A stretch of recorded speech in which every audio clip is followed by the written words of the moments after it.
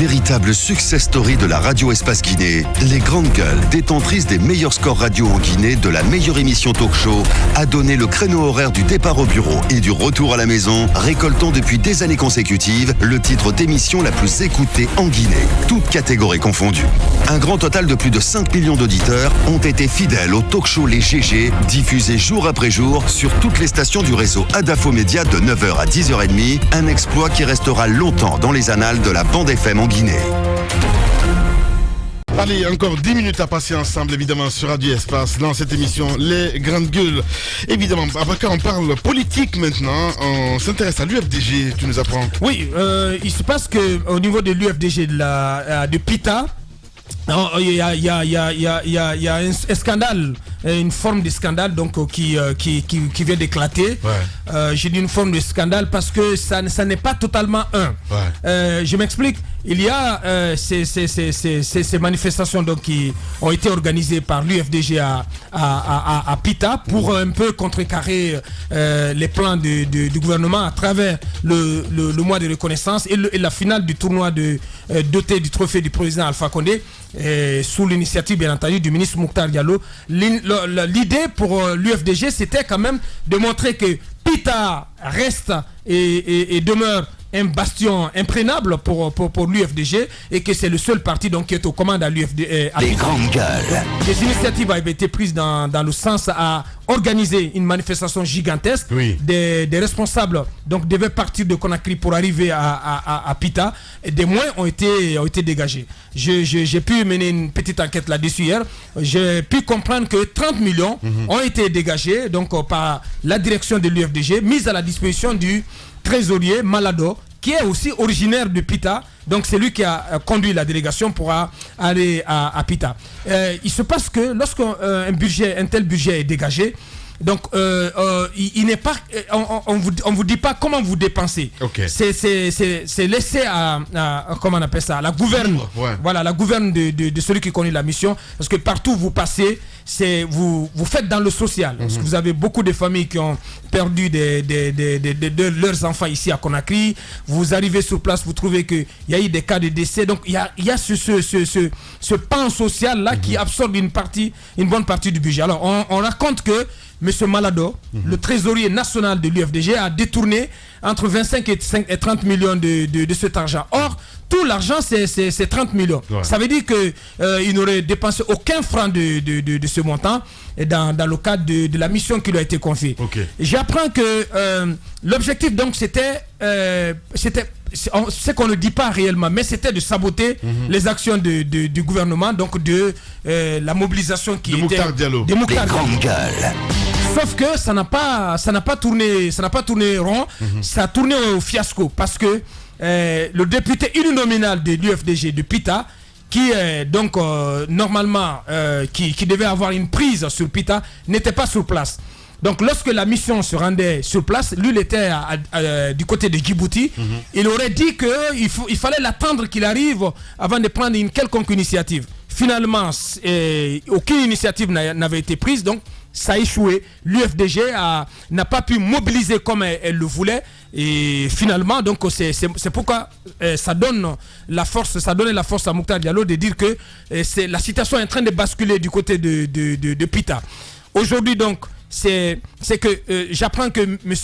Jules de Sceaux, donc, en fait, il y a comme une sorte de conflit à fleur et moucheté entre M. Jules de Sceaux et M. Malado.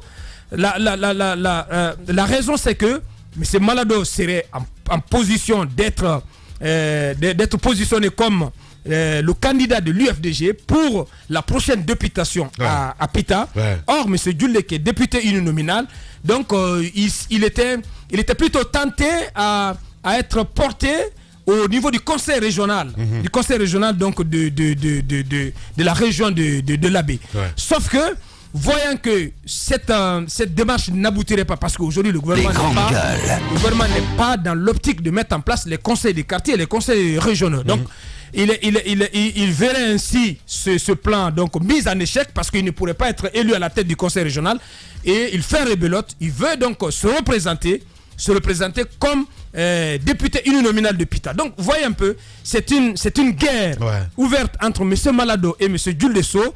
Donc, finalement, on va dans les accusations. Oui, M. Malado a détourné. Et de l'autre côté, on dit c'est Jules qui n'a pas joué son rôle. Ça fait que l'UFDG a échoué à mobiliser dans son propre fief. Ce qui donne donc aujourd'hui, ce qui positionne le RPG Arc-en-Ciel un peu dans un fief quand même de l'UFDG. Donc, aujourd'hui, ce qui est demandé, c'est qu'il y ait de la transparence. Parce que si... Et le président de l'UFDG dans tout ça... J'en viens à ça. Si aujourd'hui, on est à même d'accuser le trésorier national de l'UFDG de détournement, vous voyez ce que ça peut représenter. Les grandes gueules. Comme coup sur l'image même du parti. Ça veut dire que vous avez un trésorier national de l'UFDG donc qui détourne de l'argent. C'est très grave et pour le président de l'UFDG et pour l'image du parti.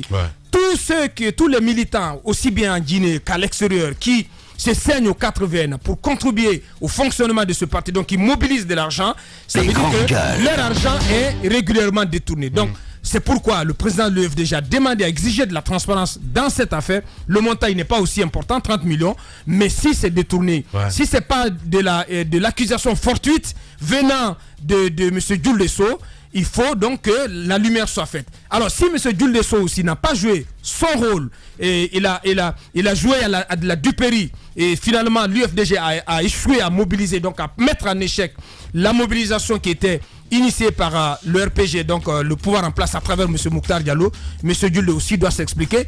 Il n'est pas forcément, il n'est pas dit que l'UFDG sans lui à Pita, l'UFDG ne peut pas marcher. Il n'est pas dit aussi que il doit être reconduit automatiquement comme député uninominal de l'UFDG à Pita. Et voilà, s'il n'a pas été à la hauteur des attentes de ce mandataire, parce que ce sont les populations de Pita qui ont voté pour lui. Qui sait? Voilà. S'il n'est pas venu aussi. Il y a ce combat-là. Et aujourd'hui, ce que le président de l'UFDG peut faire, c'est de réclamer la transparence, de convoquer tous les deux. Sinon, c'est au détriment donc, du parti et de son image. Allez-y, Mafoudia.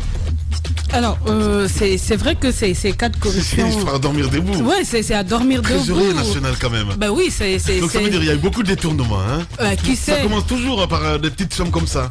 On en parle tout le temps ici. Là, en tout cas, pour ce cas-ci, ça reste déjà à vérifier. Maintenant, quand sera vérifié, comme le dit le président du parti, il doit taper sur la table. Il doit taper sur la table. Quand on doit taper sur la table. Non. Franchement, ça passe pas là. Soit c'est une mise en scène, ils n'en savent rien du tout. En tout cas, à écouter Bakar, on en vient à la conclusion qu'effectivement, il y a eu quand même cette campagne de mobilisation pour empêcher Mokhtar Diallo de mobiliser du mode du peut-être même c'est le parti même qui a donné de l'importance à cette mobilisation du côté de Pita. Parce qu'à parler de ça quand même, à l'Assemblée Générale ici... Mais étonnez-vous, on est constamment dans ça justement. Ne soyez pas étonnés. Ça ne m'étonne pas. C'est des choses dans qui arrivent. Dans les QG de toute façon, ils parlent de rien du tout. Exactement. Ça, c'est tous les partis politiques. Il n'y a pas de programme de société. C'est pour se lancer des flèches de gauche à droite. On dirait que c'est une cérémonie genre...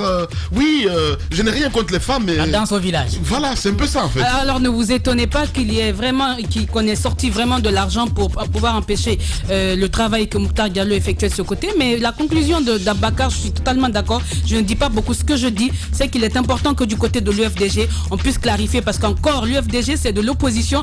Et de ce côté, on tient à nous rassurer. Tenez-vous bien, ce que vous avez à faire, c'est d'avoir confiance en nous. Nous dénonçons tellement la corruption ici. Et lorsque déjà, avant même d'arriver au pouvoir, il y a des scandales, il y a de tels scandales, ça pose des questions. Et bien, vivement une enquête pour dire effectivement comment ça s'est passé. Je ne dis pas c'est clean, mais il faudrait éviter de telles sorties. Allez-y. Moi, je ne vais pas arriver jusque là où vous êtes. Vous réclamez de la transparence. Moi, je me dis que l'UFDG, dans son fief, n'avait pas besoin de mobiliser de l'argent pour n'est-ce pas, faire échouer une mobilisation sur place. Il n'y avait qu'à parler avec les militants. C'est tout. Maintenant, c'est vrai, et là, il faut le dire clairement, ceux qui sont sortis à l'occasion de ce mois de reconnaissance ne sont pas d'emblée des adhérents au RPG Arc-en-Ciel. C'est un mouvement qui a été organisé par un ministre de la République et il y a aussi de l'argent. Oui, bien naturellement, il y a l'image. Il y y a de l'argent qui a été laissé, donc les gens forcément allaient sortir. Même à l'abbé Mokhtar peut mobiliser comme ça. Il suffit seulement qu'il y ait de l'argent derrière. Dans tes rêves. Oui, non, c'est pas une question de rêve. Si. C'est pas une question de rêve. On a dit beaucoup de choses par le passé pour certains, même pour le président de la République. Mais quand il est allé, on a vu que les gens sont sortis. Les gens ne sortent pas souvent par conviction. Ils sortent parce qu'il y a des motivations derrière. Je me dis que c'est une mauvaise habitude.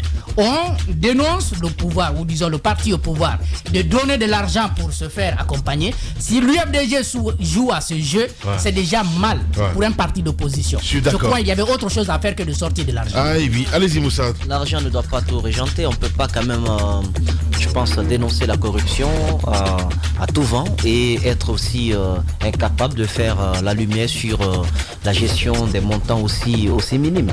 Moi, je trouve qu'il y a forcément des combats à l'interne, une querelle intestine liée au positionnement, c'est mon avis. Mais il faudrait pour l'image de ce parti quand même que le président demande des comptes. Parce qu'il s'agit peut-être du futur ministre du budget ou de l'économie. Mais si déjà il commence avec un tel montant, il faut se poser des questions sur ce qui adviendra de notre fonds public. Merci beaucoup Moussa. Merci à vous tous à l'international. Terminé. Demain, vous allez retrouver Abaka Diallo évidemment au compte de cette émission. Nous, on se retrouve si tout va bien jeudi. Merci à vous tous à l'international. Prenez soin de vous. Dans un instant sur Radio Espace, c'est Arnaud Béchier qui vous retrouvez et sur Espace TV les infos avec l'équipe de Moussa Moïsi. Je sais jamais qui présente les infos en fait. Allez, à demain. Au revoir.